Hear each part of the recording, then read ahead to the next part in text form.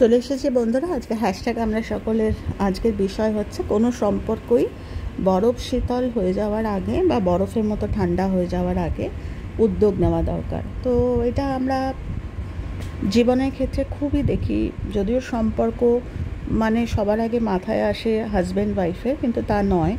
যে কোনো ক্ষেত্রেই, মা বাচ্চার ক্ষেত্রে, ভাই বোনের ক্ষেত্রে, যে কোনো সম্পর্কের ক্ষেত্রেই যখন একটা টেকেন ফর গ্রান্টেড বা সহ্য করতে করতে এমন একটা জায়গায়, এক একটা মানুষের এক এক রকম গল্প, প্রত্যেকটা জীবনই আলাদা আলাদা। তো কিন্তু কিছু ক্ষেত্রে দেখা যায় যে একই ধরনের ঘটনা ঘটছে, মানে ধরো ধাক্কা খেতে খেতে এমন জায়গায় এসে পড়েছে কোনো একটা সম্পর্ক, সেটা পুরুষের দিক থেকেও হতে পারে, মহিলাদের দিক থেকেও হতে পারে, বাচ্চাদের দিক থেকেও হতে পারে, বড়দের দিক থেকেও হতে পারে।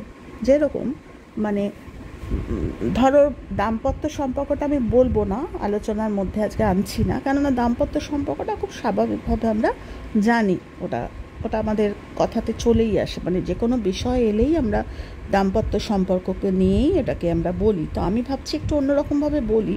যেরকম বরফ শীতল হয়ে যাওয়া মা বাচ্চার ক্ষেত্রেও হয়, ও মা তো আমাকে বকবেই, বা বাচ্চা ও তো আমার কথা শুনবে না, বলে লাভ নেই। তো ওগুলো না কখনো কখনো ওই ঠান্ডা হয়ে যায়, সেখানে কোনো ভাইব্রেশন থাকে না। তো এটা আমাদের কজ অ্যান্ড এফেক্টের একটা খুব কমন কথা, যে সম্পর্কে কোনো ভাইব্রেশন থাকে না বা ভাইব্রেশন নষ্ট হয়ে যায়, সেটা যদি নেগেটিভ ভাইব্রেশনও হয় ক্ষতি নেই, ঝগড়া করো না, ঝগড়া মারপিট করো, কান্নাকাটি করো, তাও সম্পর্কটাকে ঠিক করে নাও। আর পজিটিভ ভাইব্রেশন হলে তো কোনো কথাই নেই, যে আয় তোর সাথে একটু কথা বলি, আরেকটু আমরা কথা বলি, দেখি কোথায় ভুল বোঝাবুঝি হয়েছে। তো এখন সমাজের যেরকম অবস্থায় দাঁড়িয়েছে, সে যে কোনো সম্পর্কের ক্ষেত্রেই কিছু ক্ষেত্রে আলাদা হয়ে যাচ্ছে মা বাচ্চার থেকে চিরদিনের জন্য। মানে এরকম অনেক ক্ষেত্রে আমরা দেখি যে বাচ্চা মায়ের মুখ দেখে না, বা মা বাচ্চাকে আশা নেই আর ও আমার জন্য কিছু করবে না, এবং সেটা নিজের মধ্যে নেই, মানে প্রতিবেশীদের পর্যন্ত সেটা জানাচ্ছে। একটা মানে একজন মা, আমরা তো মা, আমরা বুঝতে পারি যে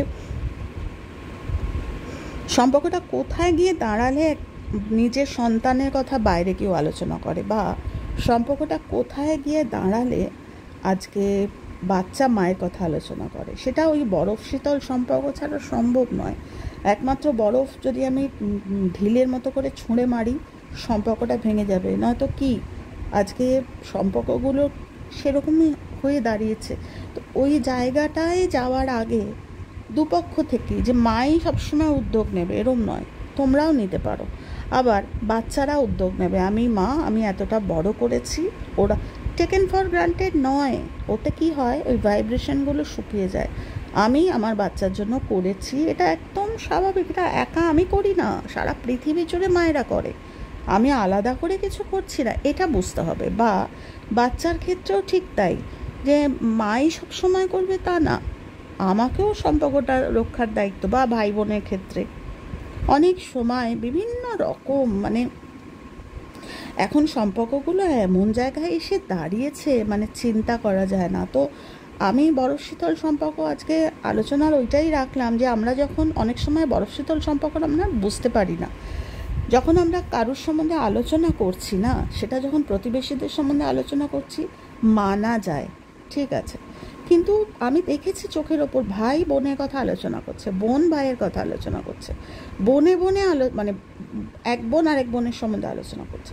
তার মানে ওই সম্পর্কটা রক্তের সম্পর্ক, রক্ত গরম, সেই সম্পর্ক গরম একটা ভাইব্রেশন। আমার দিদি, আমার বোন, আমার মা, আমার বাবা, আমার বন্ধু, বা এই যে মানে যে কোনো এই যে আমরা এই যে কজ অ্যান্ড এফেক্টের কথা বলি, বা যে কোনো ইউনিভার্সের যে কোনো এনার্জি আমরা বলি যে আমরা বাপাস ফিরে পাই, মানে যেটাই আমি দেবো সেটা ফিরে পাই। সেক্ষেত্রে যদি সম্পর্কটা বিনা ভাইব্রেশনের হয়ে যায়, সেটা যে কোনো সম্পর্কের ক্ষেত্রে, শুধুমাত্র স্বামী স্ত্রীর সম্পর্ক নয়, যে কোনো সম্পর্কের ক্ষেত্রে, আমি এখন বলবো স্পেশালি ভাই বোনের সম্পর্ক, মা বাচ্চার সম্পর্ক, এবং অবশ্য করে দাম্পত্য সম্পর্ক, তো সেক্ষেত্রে ওই বরফ শীতল যেন না হয়ে যায়। সেই জন্য আমি যদি এক পা এগোই, আমি একটা টপিক নিয়ে আলোচনা করছি, ফিয়ারলেসনেস, সেখানে আমার কোনো ইগোর থাকবে না, বা আমার কোনো নেগেটিভিটি থাকবে না যে আমি ছোট হয়ে গেলাম, এরম নয়। সম্পর্ক যে বাঁচাবে সে কখনো ছোট হয় না, সে সব সময় বড় হয়। তো সেটা কেউ যদি আমার সার্টিফিকেট নাই বা দেয়, সেক্ষেত্রেও আমি বলবো, যেহেতু আমি মা, আমি মায়ের মন থেকে বলছি, যে কোনো সম্পর্কেই মায়েদের যেরকম এগিয়ে আসা উচিত, সেরকম বড়দের ক্ষেত্রে যেরকম বড়রা এগিয়ে আসবে, সেরকম ছোটদের ক্ষেত্রেও এগিয়ে আসাটা খুব প্রয়োজন। যেরকম একটা প্রফেসরের সাথে একটা বাচ্চার সম্পর্ক, মানে এমন জায়গায় এসে দাঁড়িয়েছে, বরফ শীতল সম্পর্ক, বা অফিসের বসের সঙ্গে তার সাবঅর্ডিনেটের সম্পর্ক, বরফ শীতল সম্পর্ক। ও আমার জন্য এই বস আমাকে ইনক্রিমেন্ট দেবে না, প্রার্থনা করে দেখো তো দেখি দেয় কি না। যেই মুহূর্তে প্রার্থনার ভাইব্রেশন পাঠাচ্ছি, এর থেকে বড় উদ্যোগ আর হয় না। যখন আমি ভিতরটাকে গামছার মতো নিংড়াবে, ঠাকুর বলেছিলেন না শ্রী শ্রীরামকৃষ্ণ পরমহংসদেব, যখন ভিতরটাকে নিংড়িয়ে, মানে নিজের ইগো বিসর্জন দিয়ে আমি আমার বসে, যে বস আমায় সারাক্ষণ উত্তক্ত করছে, বা যে বস আমাকে আমার প্রমোশন দিচ্ছে না, মাঝেরও একটা বরফ শীতল সম্পর্ক হয়ে যাওয়ার আগে আমি যদি উদ্যোগ নিই, সে সম্পর্ক ফিরে আসতে বাধ্য। মানে এটাই হচ্ছে ল অফ লাইফ। তো হ্যাঁ, তবে যেরকম এটাও বলছি, আবার হ্যাঁ কিছু ক্ষেত্রে নিজেদের একটু, আমরা আলোচনা করছি, হ্যাশট্যাগ আমরা সকলের আলোচনা করছি, মানেই এই নয় যে সবাইকে আমাদের কথা শুনতে হবে। আমরা জেনারেলি একটা আলোচনা করি, যারা মনে করবে শুনবে তারা শুনবে, আর যাদের ভিতরে যুক্তি থাকবে বা নানা রকম ভেতরকার নানা রকম থাকে, যে কেন আমি, কালকেই আমাদের এইটা নিয়ে আলোচনা হচ্ছিল, কোনো সময় তোমাদের বলবো। আজকে একটু দৌড়ির মধ্যে আছি, তো যে সব সময় আমিই কেন এগিয়ে যাব, সে কেন এগোবে না।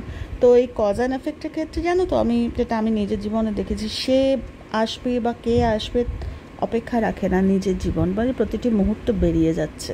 কে আমাকে এসে ঠিক করবে তার অপেক্ষা রাখে না, বরং আমাকেই এগিয়ে যেতে হবে। এবং এগিয়ে যাওয়া মানে সবসময় যে আমি গিয়ে কথা বলবো তা না, কথা বলতে হবে না, ওই প্রেয়ারের ভাইব্রেশন পাঠানো। তবে হ্যাঁ, যেটা আমি সাম আপ করে, মানে শেষের দিকটা যেটা বলছি, যে কোনো সম্পর্ক, সে গুরু শিষ্যের সম্পর্ক থেকে নিয়ে প্রচুর এরকম অভিজ্ঞতা আছে, আমরা জানি, বা অনেকেই আমার সঙ্গে হয়তো সহমত হবেন আপনারা, যে গুরু শিষ্যের সম্পর্কের ক্ষেত্রেও একজন শিষ্যকে যখন গুরুদেব একটু বেশি স্নেহ করছেন, সেটারও পারপাস আছে, কিন্তু সে আরেকজন শিষ্য তখন সেটা হয়তো ওই মানে একটা জায়গায় যে বরফ শীতল হয়ে যায় সম্পর্কটা।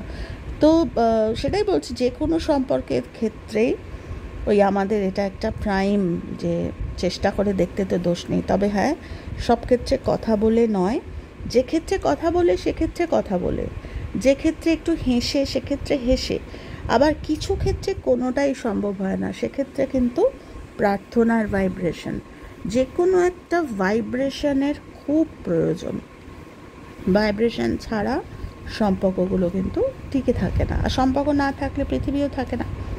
আমার ছোট্ট পৃথিবী, সেই পৃথিবীটাও থাকবে না। তো সম্পর্কের টিকিয়ে রাখতে গেলে বরফ শীতল হতে দেওয়া চলবে না, সেটা যেভাবেই হোক আমরা যদি উদ্যোগ নিতে পারি। তো আজকে এই আলোচনাটা আমি এইটুকু এভাবেই করলাম, বাকি তোমাদের সকলেরটা শুনবো বলে বসে রইলাম। ভালো থেকো তোমরা, টাটা।